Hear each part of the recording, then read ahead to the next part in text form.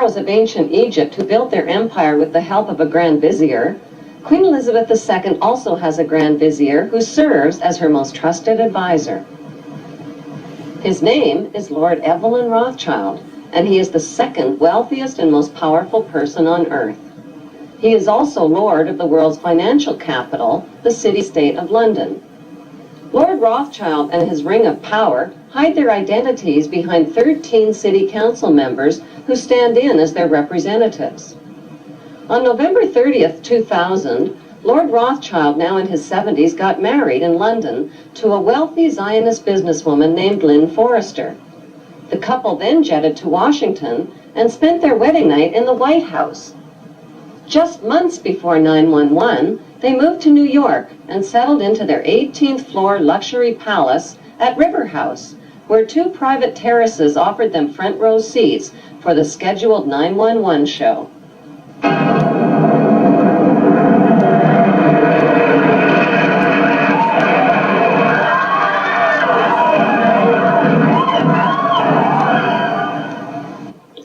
Just how rich and powerful is Lord Evelyn Rothschild? Historically, the Rothschild family wealth was hidden in underground vaults. The Rothschild secret financial records were never audited and never accounted for. Their family commissioned biographies give the illusion that their family fortune has dwindled, but researchers estimate their wealth at close to $500 trillion, more than half the wealth of the entire world.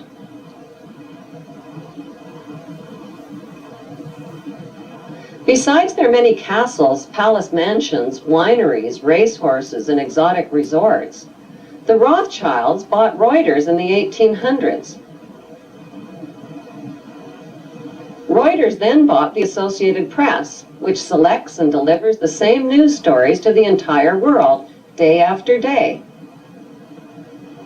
They have controlling interest in 3 major television networks and easily avoid media attention since they own it.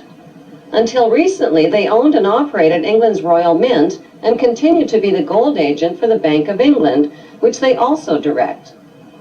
They control the LBMA, London Bullion Market Association, where 30 to 42 million ounces of gold worth over $11 billion are traded daily. The Rothschilds earn millions weekly just on transaction fees alone. They also fix the world price of gold on a daily basis and profit from its ups and downs. Over the centuries, the Rothschilds have amassed trillions of dollars worth of gold bullion in their subterranean vaults and have cornered the world's gold supply. They own controlling interest in the world's largest oil company, Royal Dutch Shell. They operate phony charities and offshore banking services where the wealth of the black nobility and the Vatican is hidden in secret accounts at Rothschild Swiss banks, trusts, and holding companies. Although Evelyn Rothschild looks like a harmless gray-haired old man, make no mistake about it, Rothschild and his ancestors have handpicked presidents, crashed stock markets, bankrupted nations, orchestrated wars, and sponsored the mass murder and impoverishment of millions. The wealth hoarded by this one family alone could feed, clothe, and shelter every human being on earth. Their story begins in 18th century Frankfurt, Germany, on a cobblestone street called Frankfurt on the Main. Mayor Amschel Bauer was a goldsmith and a loan shark. He hung a red hexagram shield over his doorway and changed his name from Bauer to Rothschild, which means red shield in German. The red hexagram shield was the symbol for the world revolutionary movement. Family biographers describe Mayor Rothschild as a poor man who lived with his family above his goldsmith shop and sold rare coins to royal customers. Contrary to appearances, Mayor stashed a big supply of gold, precious coins, and jewels in special hiding places inside his house.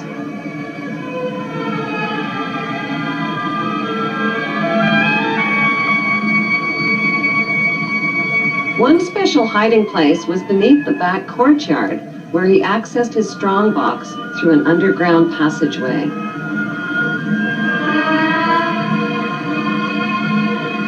Mayer taught his 5 sons the tricks of the trade. To them, he wasn't just their father, he was their lord and master. To them, he was Lord Mayer.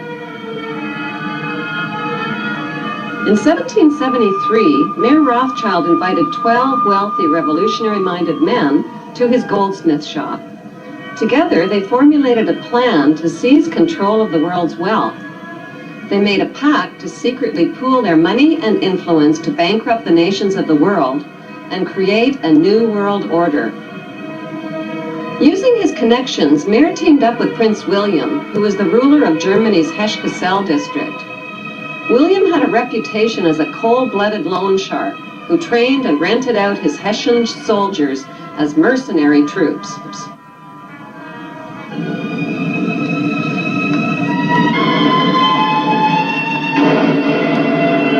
It was a profitable blood-for-money business that made Prince William one of Europe's richest men.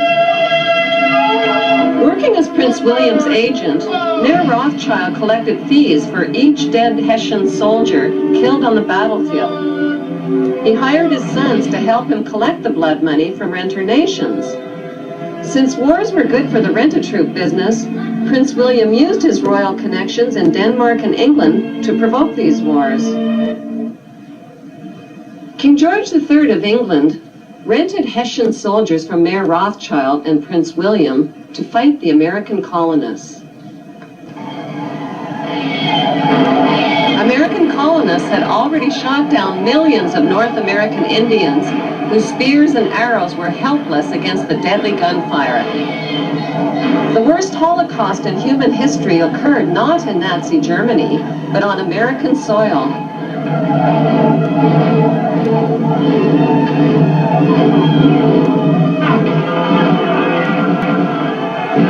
By 1776, British and Hessian troops arrived on American shores, ready to fight the American colonists.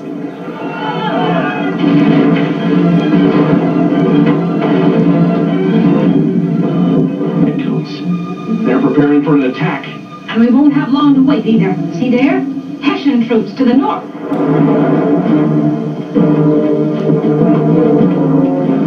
Hessian mercenaries. I can't believe the king is paying Germans to come here and kill British colonists.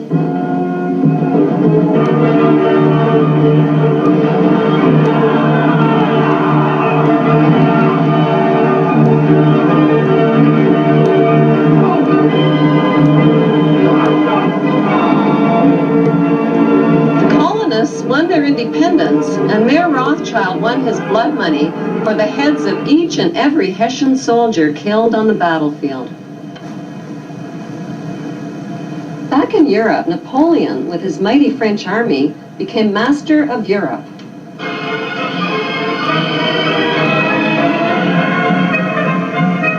When Napoleon and his troops stormed into Frankfurt, Germany, William feared for his life and his vast fortune. He left $3 million in the hands of Mayer Rothschild to pay the Hessian soldiers.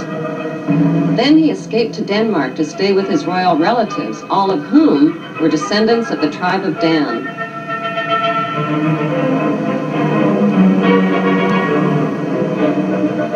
Mayer Rothschild received a stock market tip from his World Revolutionary Network.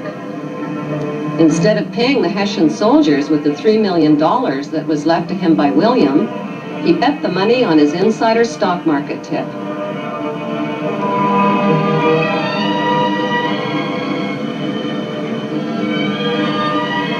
With his new fortune, Mayer Rothschild set up 5 family banks to be run by each of his 5 sons in London, Paris, Naples, Frankfurt, and Vienna.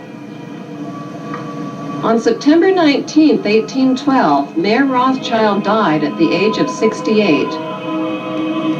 He left instructions that the amount of the inheritance must never be made public, that secrecy and ruthlessness must be used in all business practices, and that family members must intermarry with their own blood relatives to keep the family fortune all in the family. All 5 brothers dedicated themselves to their ancestors' world revolutionary dream. That dream was to control the entire world under one world ruler by disarming the nations of the world. A king, the son of David, will purify Jerusalem from nations that trample her down, destroy the lawless nations and gather a holy people whom he will lead in righteousness.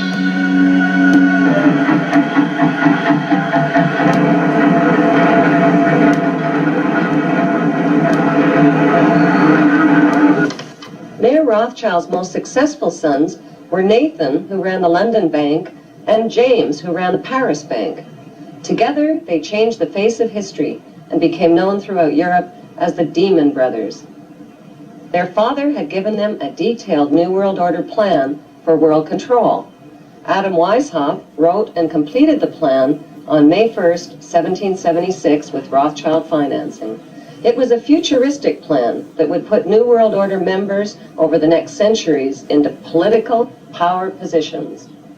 I, George Walker Bush, do solemnly swear. I, George Walker Bush, do solemnly. It was a plan to divide and conquer the nations of the world by provoking wars, then profiting from war loans and from the sale of weapons to both sides.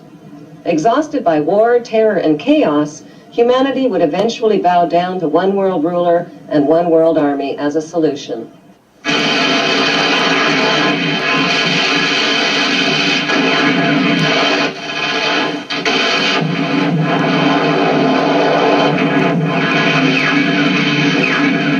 It was a plan to control public opinion by purchasing the controlling shares in TV networks, newspapers, publishing houses, and film studios.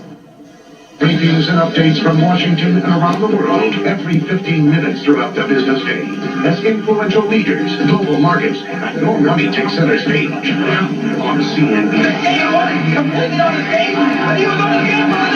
Sports, games, and alcohol would be used to distract the masses. Laws would be changed, banks would be monopolized, and people and nations would be made into obedient debt slaves. With Rothschild financing, Adam Weishaupt formed a secret world revolutionary group called the Illuminati. He recruited thousands of influential members by convincing them that only men of superior ability had the right to rule over the ignorant masses.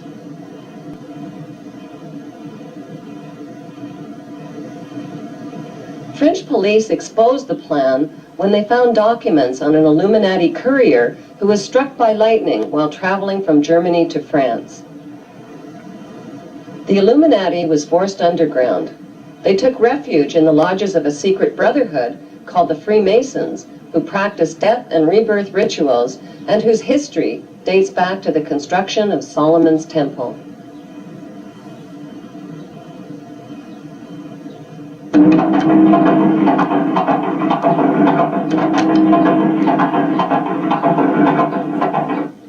Nathan and James Rothschild came up with a scheme that would put the Illuminati plan for world control into action.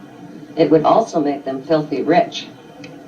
The brothers helped finance both sides of Napoleon's famous Battle of Waterloo between the French and the English.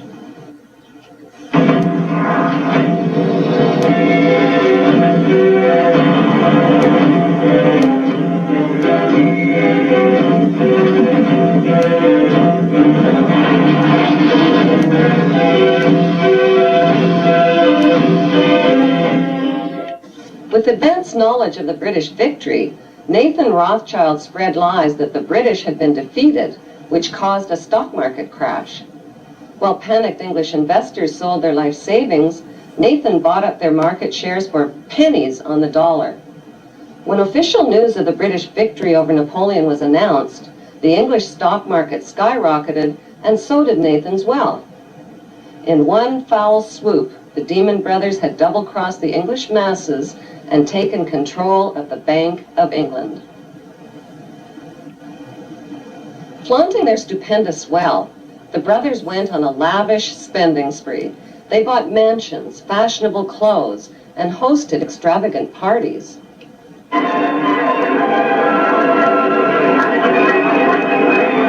By 1818, they had picked the pockets of French investors by crashing the French government bond market.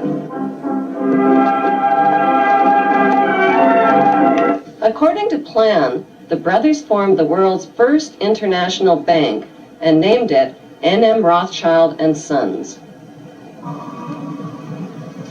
The Pope became their most famous customer. The Catholic Church, which had financed the wholesale slaughter torture, and looting of hundreds of thousands of Muslims during the Christian Crusades, were now doing business with the Demon Brothers. By 1823, the Rothschilds were guardians of the entire papal treasure and took over the financial operations of the Catholic Church.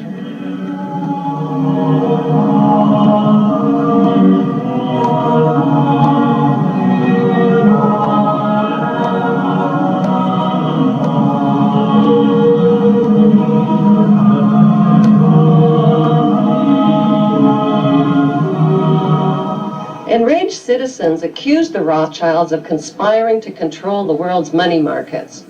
Fearing for their lives, the Rothschilds retreated into the shadows and cast their eyes on the youthful United States of America. To avoid publicity, the Rothschilds made themselves invisible by creating and hiding behind two front companies, J.P. Morgan and Kuhn and Loeb. More and more power was becoming concentrated in fewer and fewer hands. By 1906, J.P. Morgan's bank controlled 1/3 of America's railways and almost 70% of the steel industry. He eventually had a stake in the major companies of the 20th century, among them AT&T, ITT, General Electric, General Motors, and DuPont. At one point, Morgan made the offhanded comment, "America is good enough for me." And the newspaper William Jennings Bryan retorted, "Whenever you're tired of it, you can give it back." I mean, that was the image of J.P. Morgan, the owner of the United States. The success of Morgan's industrials was quickly reflected in the Dow Jones Industrial Average.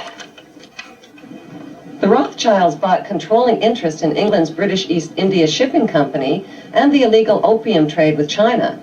They offered junior partnerships to New England's leading American families.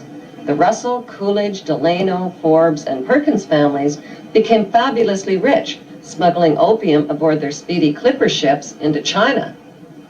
In 1820, Samuel Russell bought out the Perkins Syndicate and ran the opium smuggling operation with his partner, Warren Delano Jr., who was the grandfather of President Franklin D. Roosevelt. The United States flag was designed after the British East India Company flag with 13 red and white stripes. Both flags copy the red and white striped sails of the Viking ships, which were the color standard for the tribe of Dan. Finally, Britain found a commodity that China would take: opium. Imported from India. Just a few chests at first, and then thousands. When the Chinese authorities tried to stop the opium trade, the British sent in their gunboats.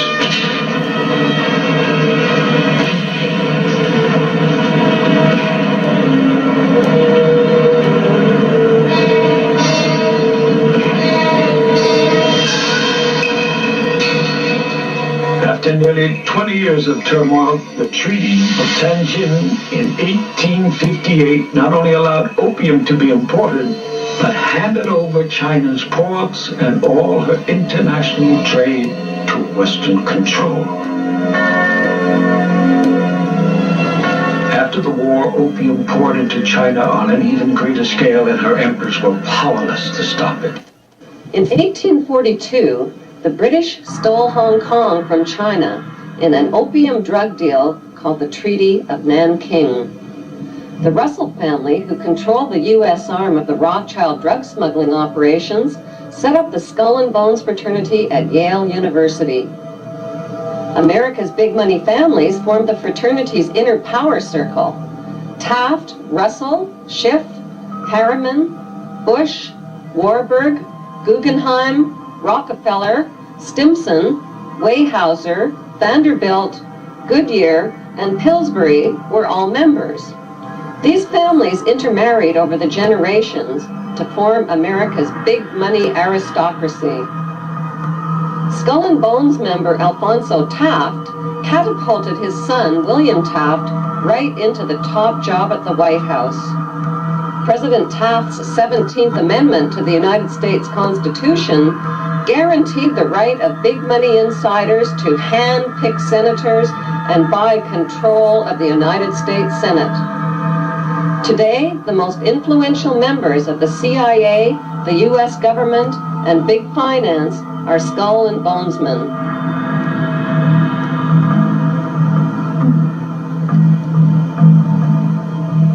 The Skull and Bones Brotherhood is rooted in Jewish Kabbalism and in European Freemasonry, which practices similar death and rebirth rituals.